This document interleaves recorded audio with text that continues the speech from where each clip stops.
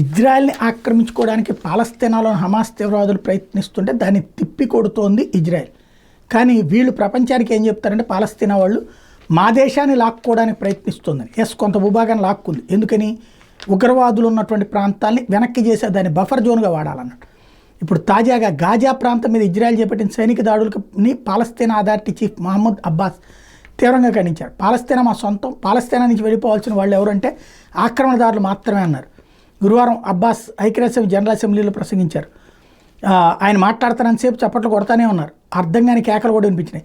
Podium దగ్గరికి చేరుకున్న అబ్బాస్ మేము వదిలి వెళ్ళం అంటూ ప్రసంగం మొదలుపెట్టారు. గాజాని అక్కడ ప్రజలను అంతం చేసేందుకు ఇజ్రాయెల్ కొనసాగిస్తున్న నరమేధాన్ని ఆపాలంటూ ప్రపంచ నేతలకు విజ్ఞప్తి చేశారు.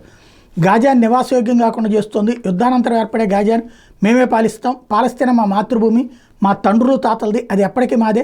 వెళ్ళిపోవాల్సింది ఎవరంటే వాళ్ళు ఆక్రమిత వడ్డీ వ్యాపారులు మాత్రమే అని చెప్పుకొచ్చారు. విషయం ఏంటంటే గాజాలో ఇప్పుడు ఇజ్రాయెల్ చాలా ప్రాంతాన్ని సొంతం చేసుకుని దాన్ని ఏం చేస్తుంది, అరబ్ దేశాలకు ఇచ్చేస్తాను పరిపాలన.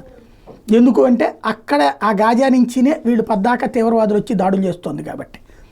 ఆ నేపథ్యంలో ఇజ్రాయెల్ తన వాళ్ళని పెడుతుంది లేదా వేరే వాళ్ళని తమ దేశంలో ఉంచడానికి వీల్లేదన్నటువంటిది ఇప్పుడు పాలస్తీనా వాదన.